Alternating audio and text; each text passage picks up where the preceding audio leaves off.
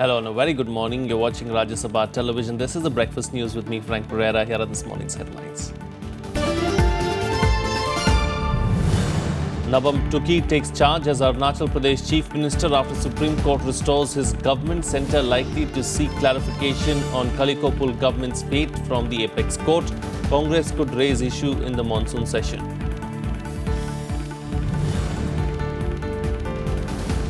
India launches Operation Sankat Mochan to evacuate 600-odd citizens from South Sudan.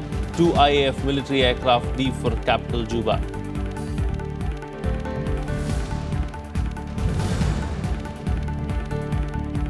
Vice President Hamid Ansari to leave for Mongolia today. Vice President to attend the 11th Asia-Europe meeting.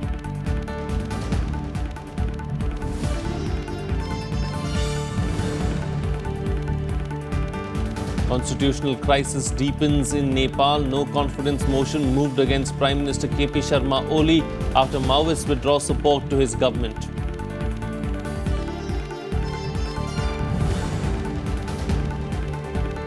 Theresa May takes charge as new Prime Minister of Britain, announces new cabinet, appoints David Davis as Brexit Secretary.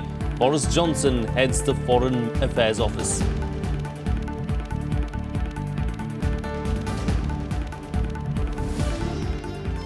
Let's begin with our top focus on the bulletin this morning. In a huge relief to those stuck in Juba, South Sudan, India has sent 2 Indian Air Force C-17 military aircrafts to evacuate over 300 Indians stranded there. The exercise is being led by Minister of State for External Affairs V.K. Singh.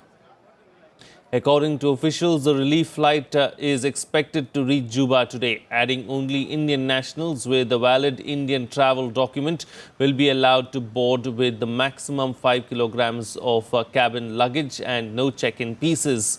It also said that women and children will be accommodated on priority. India has been closely monitoring developments in South Sudan, which is witnessing heavy fighting between former rebels and government soldiers in several parts of the capital. According to the ministry, there are around 600 Indians in South Sudan. Of them, 450 are in Juba and nearly 150 are outside the capital. Well, External Affairs Minister Sushma Swaraj and MEA spokesperson Vikas Swarup tweeted about the operation that has been named Sankat Mochan. South Sudan में लगभग 600 भारतीय हैं, जिनमें से 450 जुबा में ही हैं और लगभग 150 जुबा के बाहर हैं। इस समय लड़ाई जुबा में हो रही है। हमारे लिए भारतीयों की सुरक्षा सर्वोच्च प्राथमिकता है। इसमें हमारे पास भारतीयों ने कहा कि उनको दिक्कत है, वहां पर एक तरह से गृह युद्ध है और हमारा पूरा प्रयत्न रहेगा कि हम सबको यहां पर सुरक्षित लेकर आएं और हमेशा अपने देश का जो भरोसा है इस सरकार पर उसको पूरा करें। Well, Vice President Hamid Ansari will be in Mongolia starting today to attend the 11th Asia-Europe meeting, or ASEM. ASEM is a dialogue forum to bridge Asia and Europe. As the forum celebrates its 20th anniversary, the thrust of this year's meet will be connectivity and economic cooperation between the two continents. Vice President Hamid Ansari will travel to Mongolia for a 4-day visit starting 14th July to attend the 2-day 11th Asia-Europe meeting in the capital Ulaanbaatar. ASEM is an informal process of dialogue and cooperation between Asia and Europe. It includes 51 countries of Asia and Europe and 2 international organizations. A forum that began with 26 members has now expanded to 53. India became a member of the forum in 2007, that is marking its 20th anniversary this year. This is a unique platform of dialogue between the two continents, Asia and Europe, in a constructive partnership that entails political dialogue, economic collaboration, as well as socio-cultural exchanges. India had hosted the 11th ASEM Foreign Ministers meeting in 2013, which was inaugurated by the Vice President of India. It marked the beginning of a new orientation for future ASEM, as members agreed on tangible, result-oriented initiatives for Asia-Europe cooperation. We also look at other aspects of connectivity, including digital connectivity, historical, civilizational, cultural connectivity, people-to-people connectivity. And so I would imagine that Uprashpati ji will focus on all the broad aspects encompassing the theme of connectivity. The ASEM dialogue this year is looking forward to address political, economic and cultural issues with the objective of further strengthening the relationship between Asia and Europe. Aishwarya Kapoor's report for Rajya Sabha TV. Well, now on to the situation in Jammu and Kashmir, where the death toll in the clashes so far has reached 35. Chief Minister Mehbooba Mufti has once again appealed for calm. The centre has rushed a team of eye specialists to the state to treat youngsters who stand to lose their sight due to injuries. The death toll in clashes in Jammu and Kashmir rose to 35 on Wednesday after one more person was killed. However, the valley was relatively calm through the day as curfew remained in force in some parts of Kashmir, including Pampore and Kupwara towns.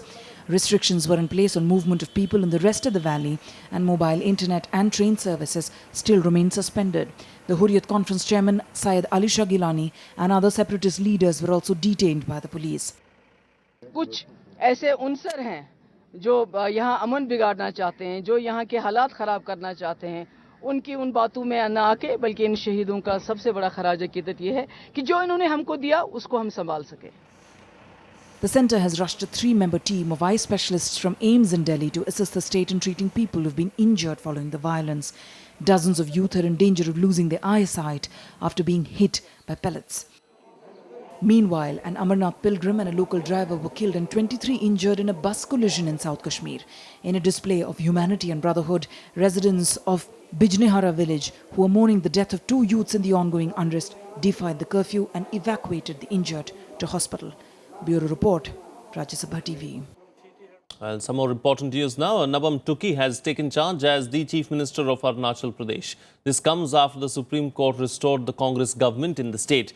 Prime Minister chaired a meeting of senior ministers on Wednesday evening to discuss the way forward. The Congress is likely to raise the matter in the upcoming session of Parliament. Here's more. Dramatic developments in Delhi. Nabam Tuki taking charge as Arunachal Pradesh Chief Minister at the Arunachal Bhavan. The move coming hours after the Supreme Court ruling against Arunachal Governor's orders and restoring the Congress government in the state. The Supreme Court ruled that central rule imposed by the Narendra Modi government in Arunachal Pradesh was illegal. The apex court quashed the governor's orders that advanced the assembly session from January 14th to December 16th last year. Tuki met Congress President Sonia Gandhi and Vice President Rahul Gandhi. He said he will work to strengthen the Congress in the Northeast state and reach out to those in the party who have grievances. On the basis of Supreme Court's judgment, I assumed my duty today and going back tomorrow to Arunachal Pradesh to meet our people over there and do our development activities in my state. Kaliko Pul responding to the verdict saying he will take legal opinion before taking any future action. We are waiting for the Supreme Court order. So once we receive the order, we will consult with the constitutional experts and the legal experts and we'll plan accordingly, okay?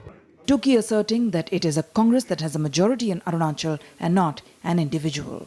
कालिको पुल कोई अलग कोई political party से जीत के नहीं आया है. ये Congress party है. कांग्रेस पार्टी का मेजॉरिटी है, किसी और इंडिविजुअल का मेजॉरिटी नहीं है. जो पार्टी जिस पार्टी मेजॉरिटी है वो पार्टी सरकार बनाती है और इसलिए कांग्रेस पार्टी ने सरकार बनाया था. उसका वो लोग ने तोड़-फोड़ करने के लिए कोशिश किया. The centre for whom the verdict has come as a setback is likely to seek a clarification from the Supreme Court. The centre is likely to ask the apex court on the fate of the Kalikopul government that came to power after proving majority on the floor of the House. The Prime Minister deliberated the Supreme Court order with senior ministers and explored the way out. Prime Minister Modi held a meeting with Home Minister Rajnath Singh, Finance Minister Arun Jaitley and Law Minister Ravi Shankar Prasad on Wednesday evening.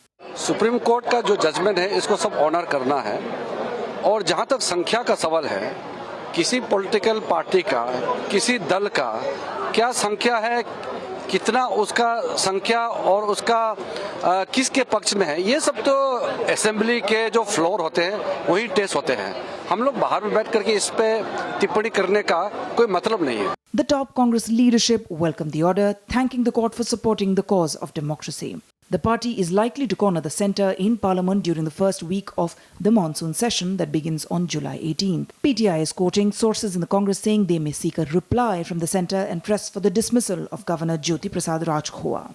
This particular decision of the Supreme Court is historic in every sense of the word, because never before in the history of this country has the Supreme Court restored the status quo ante, having struck down the actions of constitutional authorities by using unconstitutional means to bring down governments. Other political parties also reacted to the judgment, accusing the Narendra Modi government of authoritarianism. Modi ji को ना तो संविधान में यकीन है ना जनतंत्र में यकीन है। वो जिस तरह से तानाशाही से इस देश को चलाना चाहते हैं, विपक्षी सरकारों को तोड़ रहे हैं, विपक्षी सरकारों को गिरा रहे हैं, संविधान के विरुद्ध काम कर रहे हैं, विपक्षी सरकारों को चलने नहीं दे रहे हैं। Both in the case of Uttarakhand and Arunachal Pradesh, the higher judiciary has acted upholding the constitutional position. This is a serious reflection on the authoritarian approach of the Modi government. And I think the government should now hold those who have taken this action accountable. The Congress government was dismissed in an assembly session called in December by the governor a month in advance after 21 of the 47 Congress lawmakers rebelled against the chief minister. Amid Congress protests, the centre imposed president's rule in the state. In the special session attended by 20 rebel Congress MLAs, 11 BJP MLAs and 2 independents at a community hall, the impeachment motion was passed and Kaligopul became the new chief minister. Bureau Report, Rajya Sabha TV. Meanwhile, the NDA government has approved a proposal to impart skill training to 1 crore persons under the Pradhan Mantri Kaushal Vikas Yojana. The measure will cost an estimated 12,000 crore rupees over the next 4 years. The Modi cabinet also approved a decision to undertake 15% disinvestment in NBCC. The cabinet today has taken a very historic decision whereby 1 crore young people are going to be skilled in the coming 4 years at an estimated cost of 12,000 crores. इसमें 60 लाख नौजवानों को, नए नौजवानों को training दी जाएगी और 40 लाख वो होंगे जिनके पास कोई नॉन फॉर्मल अनुभव है, ट्रेनिंग है. This scheme will be completely aligned to common norms that have been notified earlier. In the cabinet meeting on Wednesday, the Cabinet Committee on Economic Affairs also approved 15% disinvestment in NBCC. The Cabinet Committee on Economic Affairs today has decided to disinvest 15% of paid-up equity of National Building Construction Corporation out of the governments of India's shareholding of 90%. The government hopes that an estimated receipt of 1,706 crores is likely to come from this. The cabinet also approved the revival of defunct fertilizer units in Gorakhpur, Sindri and Barauni, an extension of facilities such as opening of bank account, issue of PAN card and driving license to persons from minority communities staying in India on long-term visas. Vishal Dahiya, Rajya Sabha TV, Delhi. Moving on now, the bill amending the Micro, Small and Medium Enterprises Development Act of 2006 is likely to be taken up during the upcoming monsoon session of Parliament. The bill seeks to change the definition of MSMEs by raising the capital limits in plant and machinery. Here's a report. As inflation soars to a new high, the government plans to revise the investment limit for micro, small and medium enterprises through an amendment bill in the monsoon session. The bill suggests doubling the capital ceiling for micro-enterprises from 25 lakh rupees at present to 50 lakh rupees. Similarly, for small enterprises, it proposes to hike the limit from 5 crore rupees to 10 crore rupees.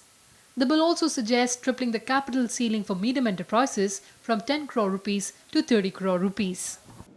Due to price rise, this limit will be very useful, and we are trying that it should be passed by the Parliament, and in small and micro and small units should be benefited. The MSME Amendment Bill was introduced in Lok Sabha in April 2015, but is pending since then. Experts say steep inflation and the dynamic market situation accentuate the need to periodically revise the criterion of investment of MSMEs. We were very happy when it was announced last year, but it is still stuck. This is unfortunate, and hopefully, we hope that this should happen in the current session, monsoon session. This would help the MSME, the limits which are proposed to be revised. This would help them to grow. The existing investment limits were prescribed in 2006. Since then, there has been a significant increase in the price index and input costs. The bill also seeks to empower the central government to revise the investment limits through a notification. MSME sector accounts for more than 80% of the total industrial enterprises in the country, 40% of the total manufacturing output and 45% of the total exports. It also employs more than 6 crore people, and the amendment bill is expected to provide much needed impetus to the MSME sector. Reporting from Delhi with camera person Vivek, I'm Kriti Mishra for Rajya Sabha Television. Well, it's time for a short break now, but news and updates will continue on the other side. Stay tuned. We'll be right back.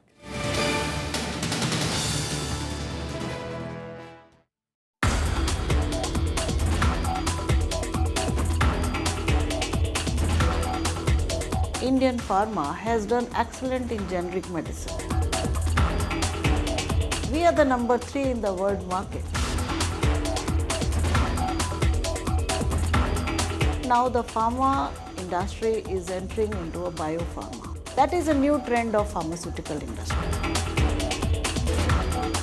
Watch Eureka with Dr. Kiran Kalia, Director, Naipur, Ahmedabad, only on Rajya Sabha TV.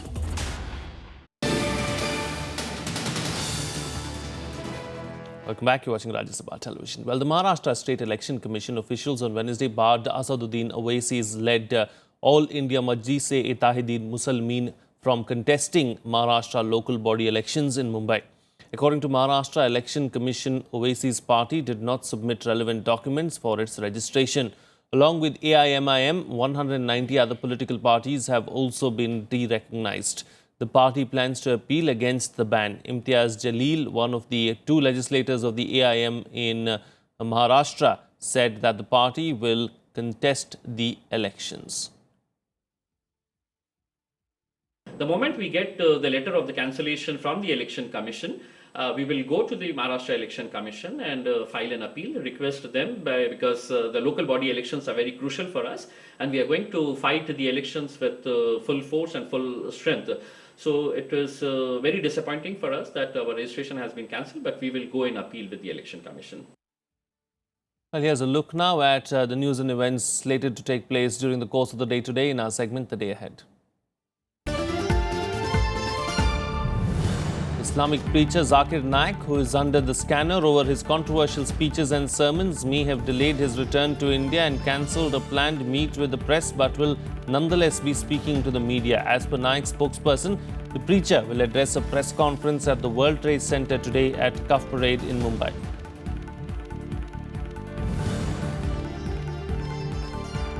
Congress President Sonia Gandhi and former Prime Minister Manmohan Singh will inaugurate a statue and a memorial library named after Shankar Rao Chauhan in Nanded today. The function will take place at Nanded's Yashwant College grounds. Several senior Congress leaders will be present at the function. Shankar Rao Chauhan served as the Chief Minister of Maharashtra for 2 terms before serving as Home Minister in the cabinet of Rajiv Gandhi and as Finance Minister in the P.V. Narasimha Rao cabinet.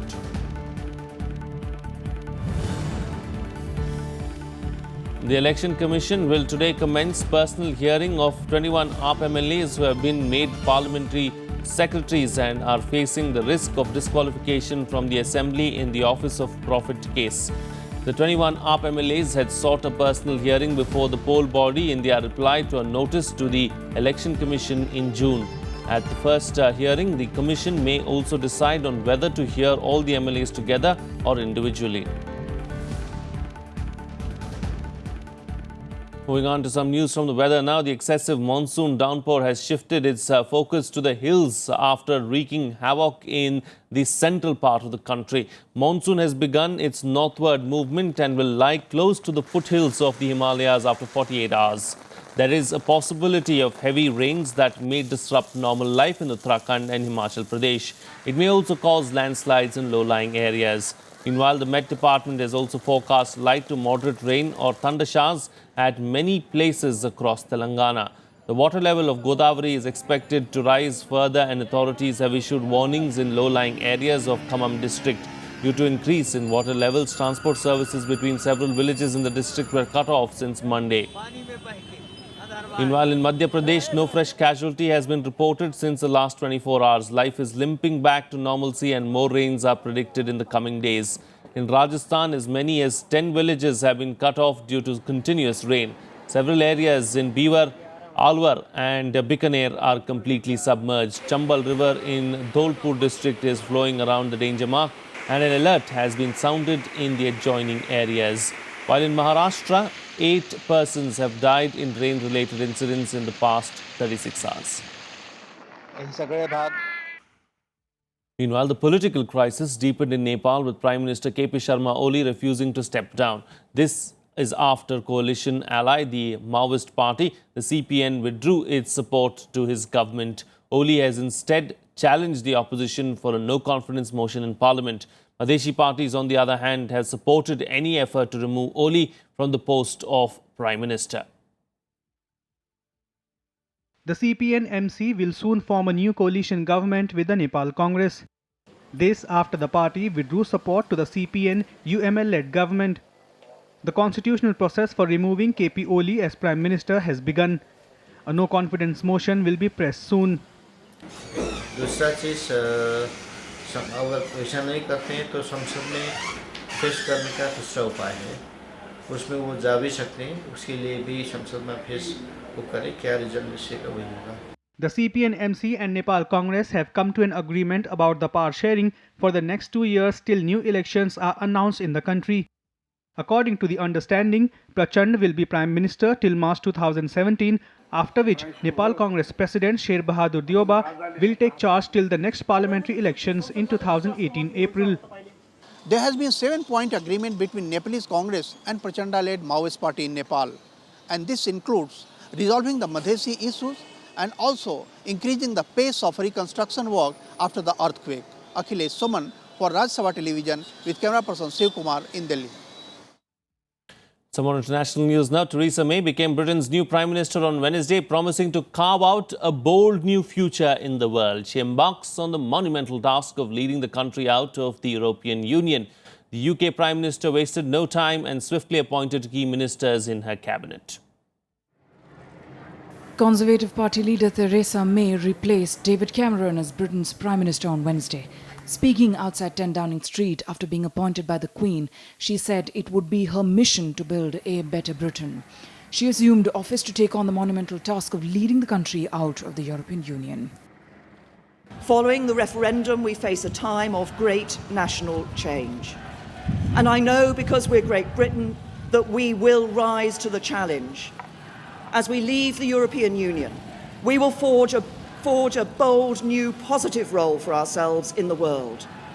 And we will make Britain a country that works not for a privileged few, but for every one of us. May wasted no time getting to work and appointed key members of her cabinet soon after taking charge. While former London Mayor Boris Johnson was appointed Foreign Secretary, his predecessor Philip Hammond was given the charge of Finance Minister. David Davis has been appointed to the new cabinet position of Brexit Secretary. He will be leading the country's negotiations for exiting the European Union. May appointed former Energy Secretary Amber Rudd to take on her former role of Home Secretary. This is a people's movement. It doesn't need stars. All you guys who specialise in politics, you're just about general elections, one versus another. This is about the victory of an idea. And that star is here tonight. But I completely agree with her sentiments and about opportunity, about giving people better life chances. And clearly now we have a massive opportunity in this country to make a great success of our new relationship with Europe and with the world. And I'm very excited to be asked to play a part in that. While Scotland still wants to remain a part of the EU, it hopes for a positive relationship with the new government. I'm sure she'll be determined to implement her mandate and protect the things that she thinks are important, and I'll be doing likewise for Scotland, but I hope it can be a positive relationship. The United Kingdom chose to exit the European Union after a majority of British voters chose leave over remain in the country's EU referendum on 23rd June. David Cameron quit following the referendum. Bureau Report, Rajya Sabha TV.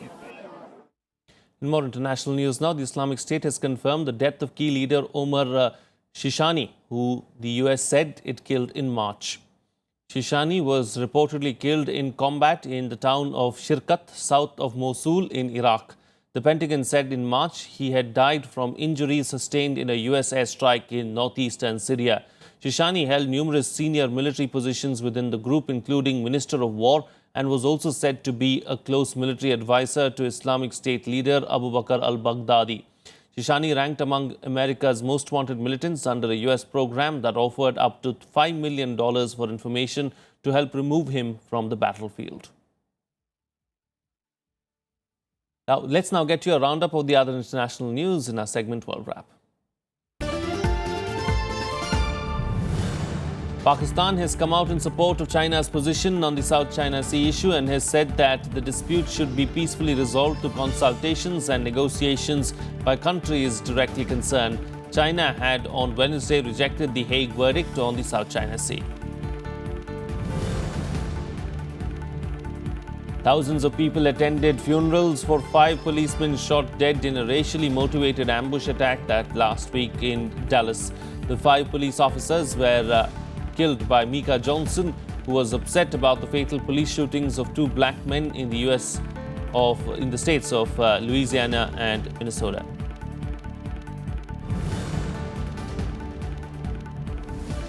German Chancellor Angela Merkel arrived in the Kyrgyz capital on Wednesday as part of a 2-day visit. During her visit, Merkel is set to hold talks with Kyrgyz president and senior members of the parliament.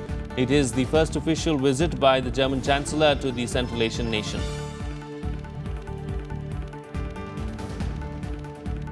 Well, that's it on this edition of The Breakfast News. Have a good day.